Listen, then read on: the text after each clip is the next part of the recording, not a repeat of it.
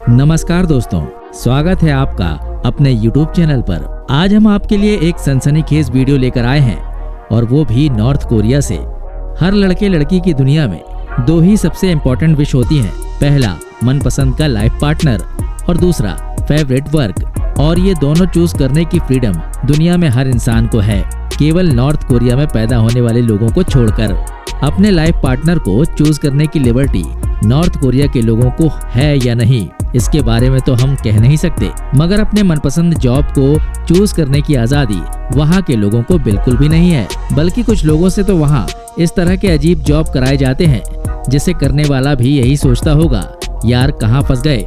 Video में आखिरी तक जरूर बने रहिएगा दोस्तों। साथ ही हमारे इस वीडियो को लाइक जरूर कीजिएगा ताकि हम आपके लिए और भी बेहतर वीडियो बनाकर ला सकें। स्कल्पचर। नॉर्थ कोरिया में मूर्तियों की भरमार है। यहाँ के मूर्तिकारों के पास अच्छा काम और दाम भी है।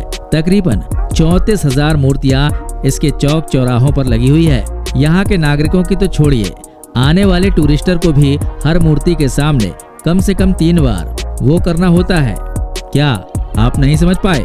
अरे भाई, झुककर 3 बार सलाम ठोकना है। लेकिन स्टोरी का ट्विस्ट तो जान लीजिए जनाब। ये 3 मूर्तियां हैं किसकी? तो इनमें से एक मूर्ति है वर्तमान शासक किम जोंग उन की, दूसरी मूर्ति है पूर्व शासक किम जोंग उन के पिता किम जोंग इल की, और तीसरी मूर्ति है किम इल सन की, जो किम जोंग उन के दादाजी हुआ करते थे। यहाँ के नागरिकों को इन मूर्तियों की तस्वीर लेने का अधिकार नहीं है, लेकिन ये अधिकार टूरिस्टों को है। लेकिन शर्त यह है कि किम जोंग उन की मूर्ति के पैर नहीं कटने चाहिए, वरना फोटो खींचने वाले टूरिस्ट को भी सजाए मौत दी जाती है। Life group of entertainer. इस जॉब की खोज भी किम जोंग उन के पिता किम जोंग इल ने की थी। ये नॉर्थ कोरिया की सबसे खूबसूरत लड़कियों का वो ग्रुप होता था जो अपने डांस और म्यूजिक से किम जोंग इल को एंटरटेन किया करता था। नॉर्थ कोरिया की राजधानी पैंगयोंग के एक बैंकेट हॉल में इस लाइव एंटरटेनर ग्रुप को कभी भी परफॉर्मेंस के लिए बुलाया जा सकता था। इन्हें हमेशा रेडी रहना होता था और सबसे खास बात ये कि ग्रुप के भीतर होने वाले हर सॉन्ग्स परफॉर्मेंस के साथ साथ सारी बातों को सीक्रेट रखना होता था। किम जोंग इल की मृत्यु और किम जोंग उन के आने के बाद इस लाइव एंटरटेनर ग्रुप को छुट्टी दे दी गई। सभी को $4,000 का चेक भी दिया गया, लेकिन इसके साथ एक सख्त हिदायत भी दी गई कि वो इस ग्रुप के सारे सीक्रेट्स कभी भी लाइव में रिवील नहीं करेंगे, यहाँ के लिरिक्स कहीं बाहर नहीं देंगे। वैसे आपको बता दें, इसके बाद किम जोंग उन ने भी एक लाइव एंटरटेनर ग्रुप बनाया है और अपनी मूड के अकॉर्डिंग इस ग्रुप की परफॉर्मेंस को एंजॉय भी करता है। Traffic ladies. नॉर्थ कोरिया की राजधानी पैंगयोंग में सड़कों और चौराहों पर ट्रैफिक लाइट की जगह ट्रैफिक लेडीज आपको तैनात मिलेंगी। पूरे कैपिटल की ट्रैफिक व्यवस्था को चलाने के लिए 300 पदों पर लेडीज की भर्ती की जाती है। आपको बता दें कि इस ट्रैफिक पुलिस की भर्ती में जो सबसे अहम क्राइटेरिया है वो है लेडीज का सिंगल होना। इसके बाद उसकी हाइट 5 फुट 6 इंच से कम नहीं होनी चाहिए। उसकी उम्र 16 से 26 वर्ष की होनी चाहिए। ट्रैफिक लेडीज को खुद किम जोंग उन सेलेक्ट करते हैं। तब तो आप समझ गए होंगे, इन तमाम लेडीज का खूबसूरत होना सबसे ज्यादा मायने रखता है। 16 साल की कोई भी खूबसूरत लड़की इस जॉब को कर सकती है और 26 साल की उम्र में रिटायरमेंट हो जाती है। अपने देश में तो यार 26 साल में किसी को नौकरी मिल जाए तो बहुत बड़ी बात होती है। ये लोग तो 26 साल की उम्र में लड़कियों को रिटायर कर देते हैं। Rice inspector. नॉर्थ कोरिया के तानाशाह किम जोंग उनको कौन नहीं जानता। उनकी सनक भरी हरकतें पूरी दुनिया में खौफ पैदा करती हैं। तो सोचिए वहाँ के लोगों के दिलों में कितना खौफ रहता होगा। ये डर आज के 2, 4 या 10 सालों का नहीं, बल्कि ये इस खौफ की तीसरी पीढ़ी है।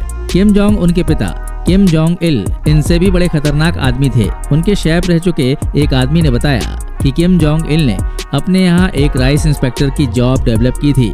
आपको जानकर हैरानी होगी कि उसका काम केवल इतना था कि किम जोंग इल के खाने के लिए जो चावल पकाने के लिए दिया जाता था, वो उस चावल को सबसे पहले चेक करता था। उसमें से कंकड़ पत्थर तो छोड़िए, हर एक खराब या टूटा हुआ चावल का दाना बीन कर अलग करना था और कुक को पकाने के लिए केवल साबुत चावल के दाने ही देते थे। वैसे अपने यहाँ की देहाती भाषा में कहूँ तो चावल बीनने वाले को इन्होंने राइस इंस्पेक्टर का रिस्पेक्टेड नाम दिया था, मगर काम था किचन में चावल बीनकर कुक को देना। और इतना तो आप समझते ही होंगे कि नॉर्थ कोरिया में गलती की कोई गुंजाइश नहीं है, क्योंकि गलती करने की सजा मौत होती है। Hair dresser. नॉर्थ कोरिया में रहने वाले नागरिकों को अपने मनपसंद की हेयर स्टाइल रखने की इजाजत नहीं है। गवर्नमेंट ने केवल 28 प्रकार की different hair style officially select करके लोगों को वार्न किया है। आपको हेयर स्टाइल इनमें से ही चूज करनी पड़ेगी। इन हेयर स्टाइल्स में से 18 हेयर स्टाइल लेडीज के लिए हैं और 10 जेंट्स के लिए। लंबे बाल रखने की इजाजत केवल उन लड़कियों को है जिनकी शादी नहीं हुई। शादीशुदा महिलाओं को छोटे बाल ही रखने होते हैं।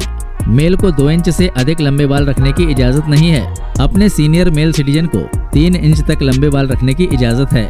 एक खास बात, भूल कर भी किसी हेयर ड्रेसर से किम जोंग उन की स्टाइल वाला हेयर कट करवा लेना यानी सीधे सीधे अपनी मौत को दावत देने के बराबर है, क्योंकि किम जोंग उनका हेयर स्टाइल नॉर्थ कोरिया में केवल उसी के लिए पेटेंट है।